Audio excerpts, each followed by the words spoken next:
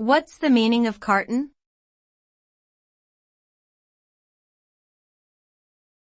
Carton.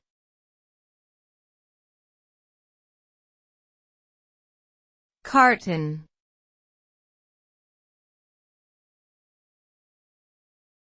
Carton.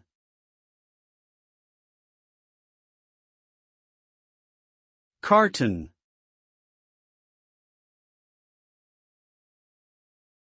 A carton is a type of container made of paperboard or corrugated fiberboard.